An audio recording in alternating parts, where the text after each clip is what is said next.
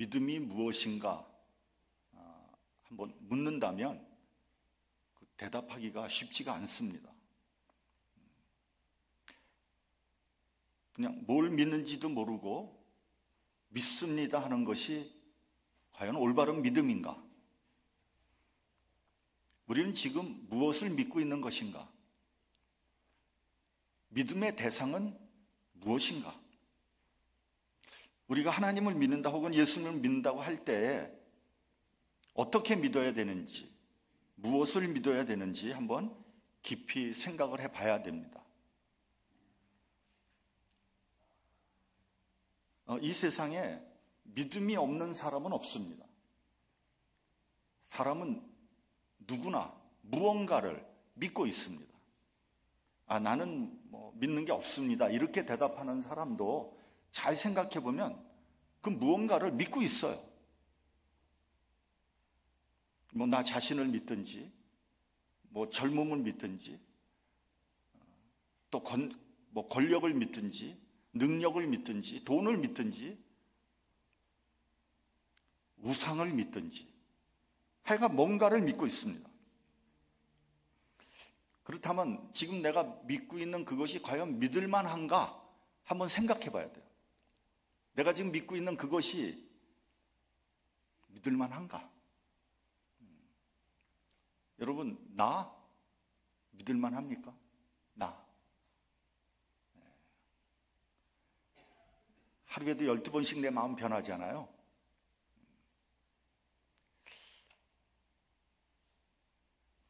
어떨 때는 내 마음 나도 모르지 않아요. 나 믿지 못합니다. 그러면 남 믿을 수 있습니까? 천만의 말씀이요. 더 믿지 못하죠. 얼마나 남에게 뒤통수를 맞았습니까? 믿을 수 없습니다.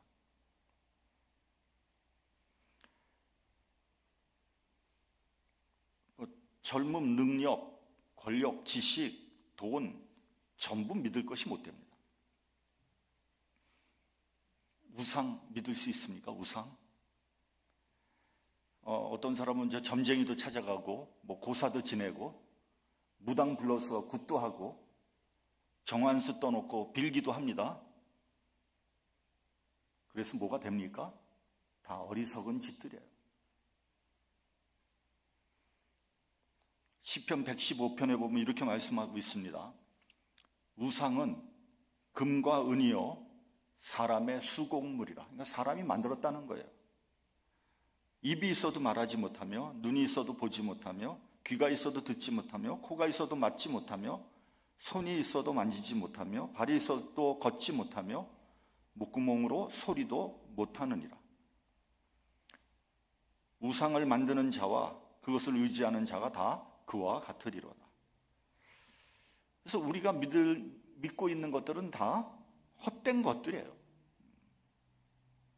아무 소용없는 것들 믿고 있는 거예요. 이어서 9절을 보면 이스라엘아 여호와를 의지하라. 그는 너의 도움이시요 너의 방패시로다. 이렇게 말씀하고 있습니다. 우리가 믿을 수 있는 것을 믿어야죠.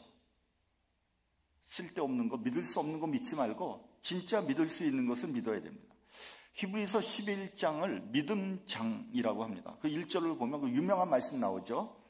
믿음은 바라는 것들의 실상이요 보지 못한 것들의 증거니라. 근데 이 말씀도요, 생각해보면 굉장히 어렵습니다. 그 뜻을 파악하기가 쉽지가 않아요. 그럼 그 뜻을 한번 생각해보면 이런 겁니다. 바라는 것들의 실상, 보지 못한 것들의 증거. 근데 사실은 이 두 말이 같은 말이에요.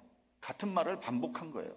이스라엘 사람들은 어떤 중요한 것을 얘기할 때는 같은 것인데 다른 단어로 표현하는 그런 그들의 특유의 언어 습성이 있어요. 그리고 그것을 강조할 때 그런 기법을 쓴단 말이죠. 바라는 것, 그리고 보지 못한 것은 무엇을 의미하는 것입니까? 바라는 것, 보지 못하는 것, 그것은 하나님의 섭리, 하나님의 약속, 하나님의 은혜, 하나님의 능력, 이런 것들을 의미하는 거예요. 그런 것들은 보이지 않잖아요. 그런데 그런 것들이 이루어질 것을 믿는 것, 이것이 올바른 믿음이라고 하는 말씀이에요. 더 쉽게 얘기하면 하나님의 약속의 말씀을 믿는 것, 그것 하나님의 약속의 말씀에 순종하는 것이 믿음이다, 이런 얘기를 하는 겁니다. 한번 노아의 예를 한번 들어보죠. 하나님께서 노아에게 앞으로 큰 홍수가 날 것이다. 그래서 지금 이 지구상에 살고 있는 모든 생명이 다 멸절될 것이다. 그렇기 때문에 너는 방주를 지어라, 이렇게 말씀하셨어요. 근데 여러분, 이 말씀은요, 참 믿기 어려운 뜬금없는 말씀이에요. 왜냐하면 여태까지 그런 일은 한 번도 없었거든요. 여태까지 그렇게 큰 홍수가 난 적도 없고요. 그래서 모든 사람들이 멸절되는 일은 한 번도 없었거든요.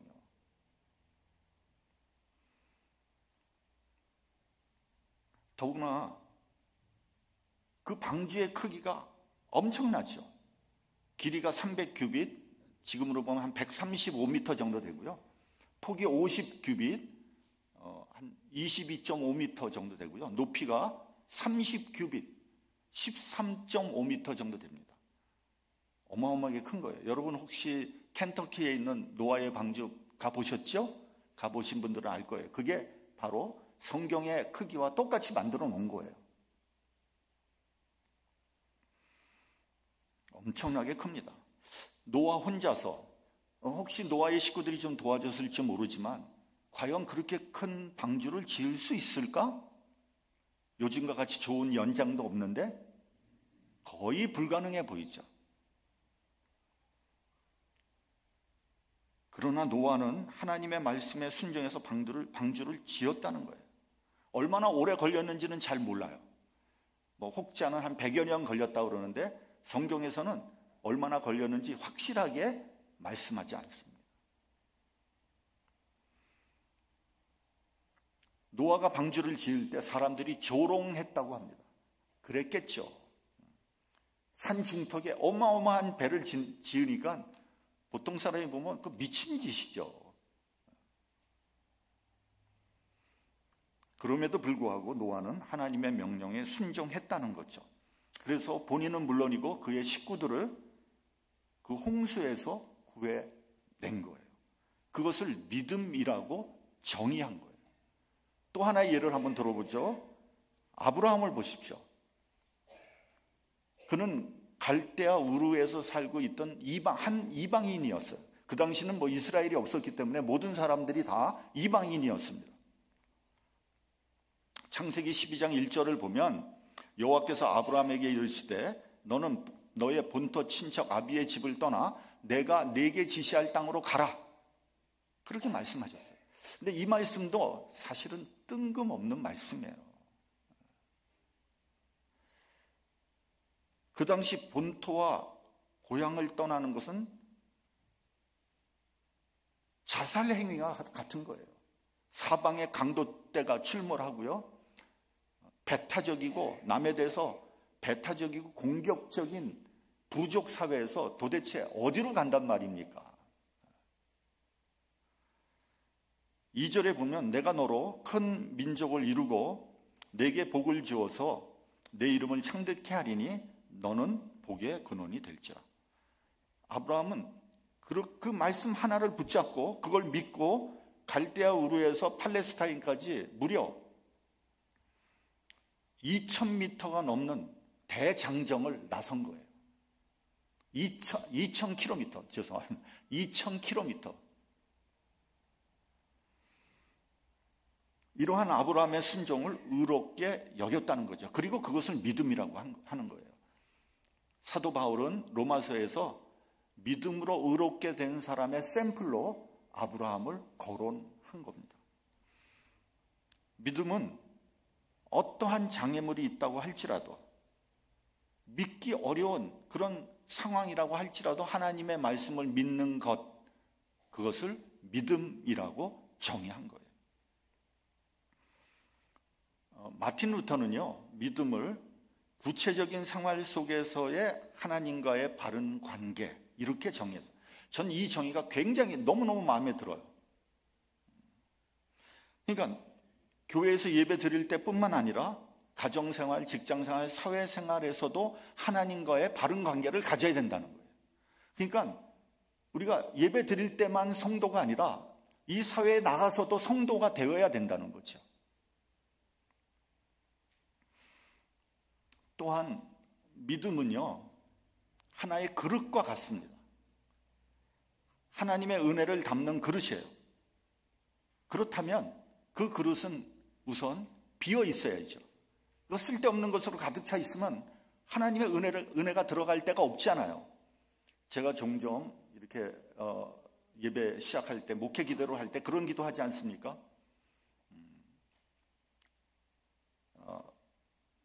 하나님의 말씀과 은혜를 전폭적으로 받아들일 수 있는 그런 심령이 되게 해달라고 기도를 합니다. 우리의 심령이 세상적인 것으로 가득 차 있을 때, 우리의 심령이 온갖 잡념으로 가득 차 있을 때 하나님의 은혜를 받아들일 수가 없어요. 둘째로 그 그릇이 깨끗해야 돼요. 그 그릇이 온갖 더러운 오물, 독약이 묻어 있을 때 그 그릇에 뭘 담을 수 있겠습니까? 못 담는 거 아닙니까?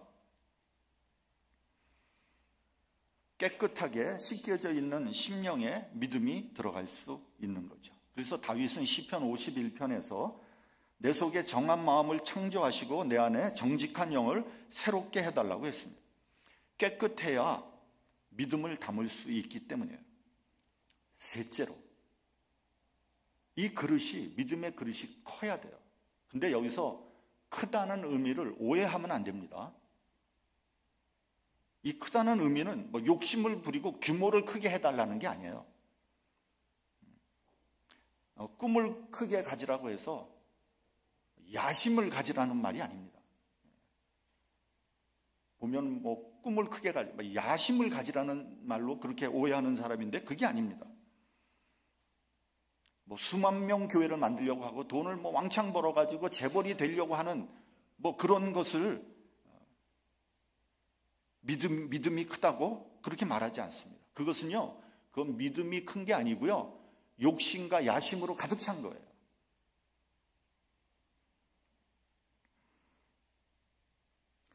성경에서 나오는 믿음이 크다는 그 의미는요, 믿음이 담대하다는 말이에요.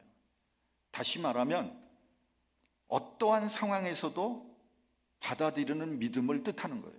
한번 예를 한번 들어볼게요. 마태복음 15장에 보면은요, 가나안 여자가 나옵니다.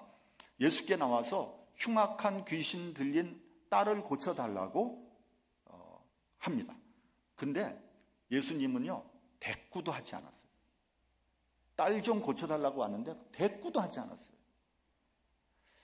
여자는 소리를 지르면서 쫓아옵니다.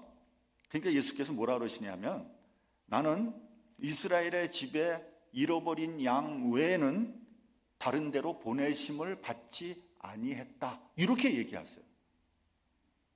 그러니까 아주 매정하기 이를 데가 없어요. 그러나 이 여자는 포기하지 않습니다. 계속해서 도와달라고 애걸을 합니다. 그러니까 예수께서 뭐라 그러시냐면, 여러분 너무 잘 아시는 구절이죠. 자녀의 떡을 취하여 개들에게 던짐이 마땅하지 않다, 이렇게 말씀하셨어요. 와, 이게 예수님이 하신 말씀이야? 귀를 의심케 하는 발언 아닙니까? 만약에 여러분이 이런 말을 들으면 여러분은 어떻게 하시겠어요? 저 같으면요, 뒤도 돌아보지 않고 갈 것 같아요. 사람의 자존심을 이렇게 상하게 하는 말이 어디 있습니까? 근데 놀랍게도 이 여자는 이렇게 말합니다. 주여, 옳소이다마는 개들도 제 주인의 상에서 떨어지는 부스러기를 먹나이다. 나를 고치려고 하는 절박한 심정 때문에 그렇게 말한 것인지, 아니면 정말 자기 자신이 개만도 못하다는 것을 인정한 것인지, 아니면 둘 다 합쳐진 것인지는 잘 모르지만 아무튼 놀라운 발언을 이 여자가 한 거예요. 이게 주님도 깜짝 놀라신 것 같아요. 그리고 이렇게 말씀하십니다. 여자야, 내 믿음이 크도다. 내 소원대로 되리라. 여기서 믿음이 크다는 말씀이 나와요. 헬라어로 보면요, 메가스 피스티스라고 되어 있습니다. 메가라는 말 쓰지 않아요. 메가톤, 그럴 때 메가. 그 믿음이 메가톤만큼 크다는 거예요. 예수님이 그 이방인 여자한테 이렇게 칭찬하셨어요. 네 믿음이 메가톤 같다. 여러분, 믿음이 크다는 것은 이럴 때 나오는 말입니다. 어떤 상황에서도, 어떤 순간에서도, 믿기 어려운 그런 장애물이 있다고 할지라도 주님의 말씀을 전적으로 믿는 것, 이게 큰 믿음이에요. 오늘 본문의 말씀은요, 맹인 바디메오의 믿음에 대해서 말씀하고 있습니다. 예수님과 제자들이 여리고를 들렸다가 떠나실 때 소경 거지 바디메오가 길가에 앉아 있다가 나사렛 예수라는 말을 듣고 소리를 지릅니다. 다윗의 자손 예수여, 나를 불쌍히 여기소서. 먼저 바디메오는요, 예수님의 일행이 여리고에서 떠난다는 소식을 듣고 소리를 질렀다고 했어요. 바디메오는 이미 예수님의 소식을 들었던 거죠. 여러분, 대부분 눈이 어두운 사람은요, 귀가 밝습니다. 뭐든지 잘 들어요. 저기 멀리서 들리는 소리도, 조그만 소리도 다 듣습니다. 반대로 눈이 밝은 사람은요, 귀가 어두워요. 그래서 옆에서 뭐 떠들어도 잘 못 듣습니다. 제가 좀 귀가 어두워요. 눈이 밝은 대신 귀가 어두워요. 그래서 여러분, 제 옆에서 막 떠들어도 저 잘 못 듣습니다. 걱정하지 마세요. 근데 제 처는요, 눈이 안 좋거든요. 귀가 밝어. 저기 조심하셔야 돼. 저기 멀리서 얘기하는 것도 다 들어요. 기가 막힙니다, 여러분.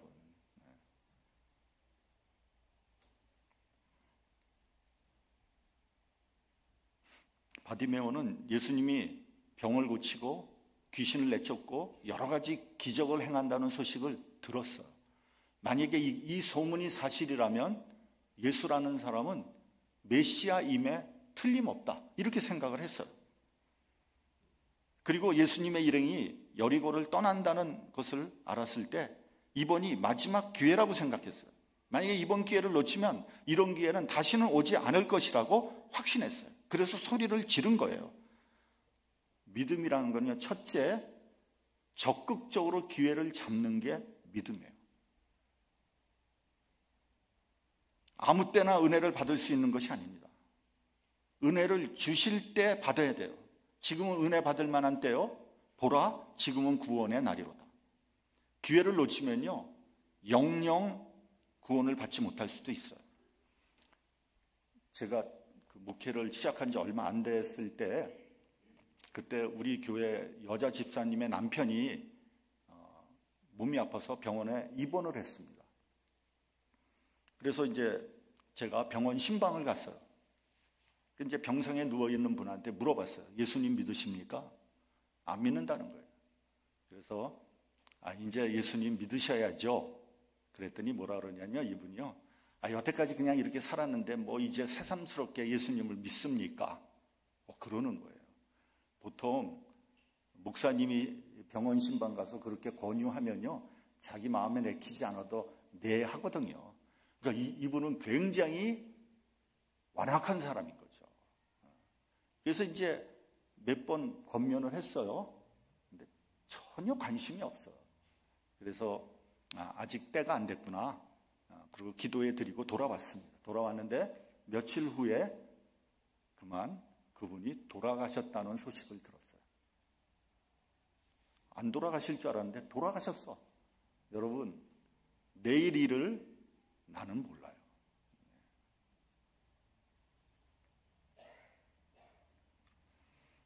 기회는 항상 있는 것이 아닙니다.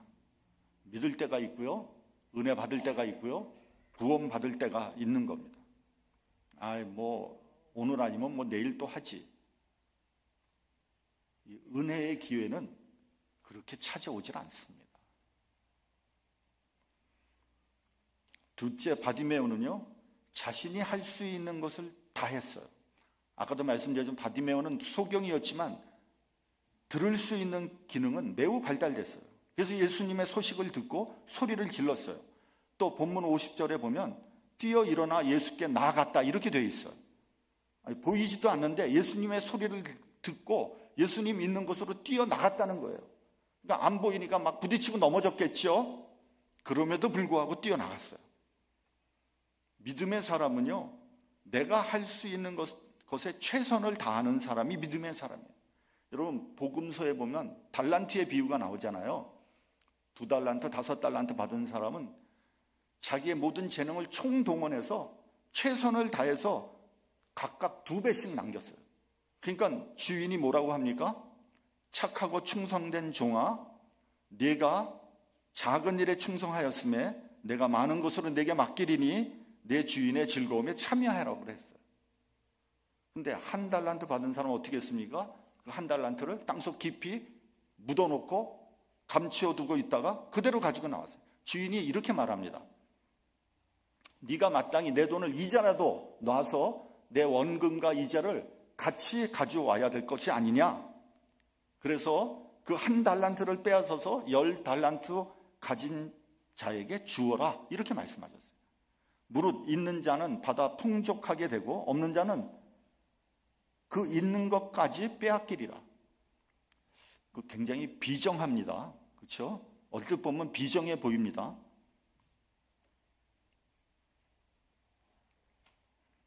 여러분, 평등하게 나누는 게 정의가 아니에요. 열심히 최선을 다한 사람에게 더 많이 주는 것이 하늘나라의 정의입니다. 근데 그것이 사실 공평한 거 아니겠어요? 판판이 놀고 아무것도 안 했는데 공평하게 나누는 것, 그것은 오히려 불공평한 거죠. 그래서 예수 믿는 사람들은 부지런해야 돼요. 왜냐하면 우리가 세상 일도 해야 되고 주의 사역도 해야 되기 때문이에요. 제가 사실 상당히 게으른 사람이거든요. 저 사실 굉장히 게을렀어요. 근데 은혜 받고 목사까지 돼서 주구장창 새벽기도 한다는 거 아닙니까? 제가 새벽기도 이렇게 할 줄은 꿈에도 생각하지 못했어요. 내가 할 수 있는 최선을 다하고 결과는 하나님께 맡기는 것이 믿음이에요. 셋째는 바디메오는요, 방해를 극복했어요. 우리 본문 48절 같이 봉독하겠습니다. 본문 48절. 자, 시작. 많은 사람이 꾸짖어 잠잠하라 하되 그가 더욱 크게 소리 질러 이르되 다윗의 자손이여 나를 불쌍히 여기소서 하는지라. 본문에 보면 많은 사람들이 꾸짖어서 잠잠하라고 그랬어요. 날 도와달라고, 날 긍휼히 여겨달라고 그러니까 막 못하게 막았어요. 예수님을 쫓아다니는 사람들, 은혜 받은 사람들, 심지어는 예수님의 제자들마저 회방을 놓은 거예요. 이 소경 바디메오가 나를 긍휼히 여겨주소서 하면은 도와주지는 못할 망정 방해를 하면 안 되는 거 아닙니까? 근데 마땅히 도와야 할 사람이 방해를 했다는 거예요. 여러분, 주의 일을 열심히 하면 사람들이 나를 도와주고 협조할 것 같죠? 안 그렇습니다. 은근히 방해해요. 시기하고 질투합니다. 못하게 하고 고춧가루 뿌립니다. 그래서 인간이 죄인인 거예요. 교회에서요, 열심히 일하잖아요. 그럼 나하고 여태까지 친하게 지냈던 사람이 뒤돌아서서 은근히 나 비판하고 다닙니다. 이건 제가 직접 경험을 해본 거예요. 그 사람이 나를 비판할 이유가 하나도 없어. 오히려 나한테 혜택을 받으면 받았지 나를 비판할 이유가 없어요. 근데 나를 비판한다는 소리가 들리는 거예요. 깜짝 놀랐어요. 그러면 낙심되고요, 실망이 됩니다. 그러나 거기서 주저앉으면 안 돼요. 믿음의 사람은요, 어떠한 방해가 있어도 뚫고 나가는 사람이에요. 주의 사역을 한다고 모든 일이 순조롭게 풀리리라고 예상을 한다면 그건 큰 오해입니다. 여러 가지 장애물이 있습니다. 어려움을 이기고 나가는 사람이 믿음의 사람이에요. 네 번째, 믿음의 사람은요, 뒤를 돌아보지 않습니다. 예수께서 바디메오를 불렀어요. 그는 겉옷을 내어 던지고 뛰어나가서 예수님께 나갔습니다. 여러분, 겉옷은 그에게 하나밖에 없는 유일한 미천이거든요. 하나밖에 없는 미천을 벗어 던진다는 것은 뭘 의미하는 거냐 하면요, 나는 과거로 돌아가지 않겠다는 강력한 의지의 표현이에요. 이제 이 구차하고 더러운 이런 생활을 청산하겠다는 거예요. 여러분, 예수를 믿는다는 것은 옛사람을 벗어버리고 새로운 사람이 되겠다는 결심이에요. 그래서 옛날 습관, 옛날 사고방식, 옛날의 신분을 그대로 유지하고 있으면서 하나도 변하지 않는 사람이 어찌 예수 믿는 사람이라고 얘기할 수 있겠습니까? 그래서 예수 믿는 사람들은요, 이런 말 하면 안 돼요. 내가 과거에, 내가 왕년에 이런 사람이었다. 그래서 뭐 어쩌란 말입니까? 아무 소용없는 말이거든요. 예수를 믿는다는 것은 내적인 혁명을 의미하는 거예요. 죽음에서 생명으로 나가는 거예요. 고린도후서 5장 17절에 보면 누구든지 그리스도 안에 있으면 새로운 피조물이라 이전 것은 지나갔으니 보라 새 것이 되었도다. 옛 것을 버리고 새 것이 되어야 돼요. 마지막으로요, 믿음의 사람은요, 변화되어야 합니다. 우리 본문 51장 같이 봉독을 하도록 하겠습니다. 본문 51장. 자, 시작. 예수께서 말씀하여 이르시되 내게 무엇을 하여 주기를 원하느냐? 매긴이 이르되 선생님이여 보기를 원하나이다. 예수께서 내게 무엇을 하여 주기를 원하느냐? 바디메오가 소원을 말합니다. 보기를 원하나이다. 아니, 여태까지 맹인으로 있었으니까, 소경으로 있었으니까 뭐 보기를 원한다는 게 뭐 그렇게 특별한 소원이겠나 이렇게 생각을 할 수도 있지만요, 바디메오에게는요 조금 차원이 다른 거예요. 그는 평생 동냥을 하면서 거지로 살았던 사람이에요. 제가 뭐 거지로 살아보지 않아서 잘 모르겠는데 이 세상에서 가장 편한 직업이 있다면 그게 거지라고 합니다. 거지는요, 근심 걱정이 전혀 없다는 거예요. 우리는 늘 근심 걱정하면서 살잖아요. 거지는 그런 거 걱정 안 한다는 거예요. 뭐 있으면 쓰고 없으면 안 쓰고, 있으면 먹고 없으면 굶고, 아주 너무너무 단순하고 심플한 거예요.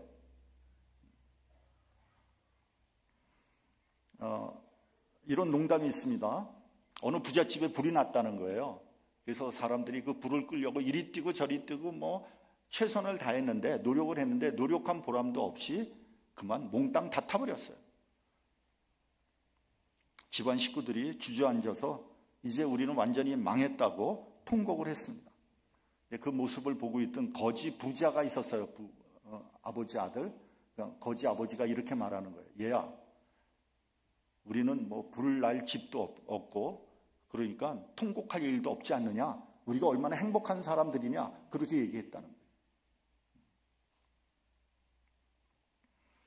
바디메오가 평생 했던 말은 한 푼 줍쇼라는 말이에요. 타성에 젖어 살고 있던 바디메오는 돈을 달라고 하지 않고 보기를 원한다고 했어요. 그러니까 예수께서 이렇게 말씀하십니다. 가라, 내 믿음이 너를 구원하였느니라. 그래서 바디메오는 보게 되었고요, 이어서 예수를 좇으니라 이렇게 되어 있어요. 비굴하고 비참하게 살았던 거지 바디메오는 눈을 뜨고 난 다음에 예수님을 쫓는 제자들 중에 한 사람이 되었다는 거예요. 거지에서 예수님의 제자. 얼마나 놀라운 변화입니까? 여러분, 우리가 이 세상에서도 돈돈했는데 교회까지 와서 돈을 구하는 것이 맞는 것입니까? 여러분, 혹시 우리가 하나님께 복을 달라고 하는 게 돈 달라고 하는 거 아닙니까? 우리 믿음의 차원을 높여야 합니다. 주님께서 원하시는 믿음의 삶을 살아야 돼요. 우리가 이 세상에서는 욕심부리고 명예를 구하고 권력을 구하며 살았지만 예수를 믿으면서 새롭게 살아야 하지 않겠습니까? 주님 안에서 깨끗하고 거룩하게 살게 해달라고 기도해야 합니다. 우리가 세상에서는 어떻게든지 오래 살려고 막 몸부림을 쳤지만 우리가 주님 안에서 오래 살지는 못해도 부끄럽지 않은 삶을 살아야 하지 않겠습니까? 우리가 예수를 믿을 때 바디메오와 같이 새로운 차원의 소원이 있어야 합니다. 우리의 믿음을 한번 되돌아보시기 바랍니다. 우리는 무엇을 믿고 있는가? 어떻게 믿고 있는가? 이렇게 믿어도 괜찮습니까? 이래도 되는 겁니까? 우리가 주님 앞에 한 일이 뭐가 있습니까? 주님은 나를 위해서 목숨까지 버리셨다고 하는데 우리는 주님을 위해서 뭘 버리고 있습니까? 우리의 믿음을 한번 되돌아보시기 바랍니다. 좀 더 진실한 믿음, 좀 더 적극적인 믿음, 좀 더 결단력 있는 믿음, 깨끗하고 거룩한 믿음이 필요합니다. 이기적이고 교만한 믿음을 벗어버리고 겸손하고 말씀에 순종하는 그러한 믿음의 소유자들이 되기를 주님의 이름으로 축원합니다. 기도하겠습니다.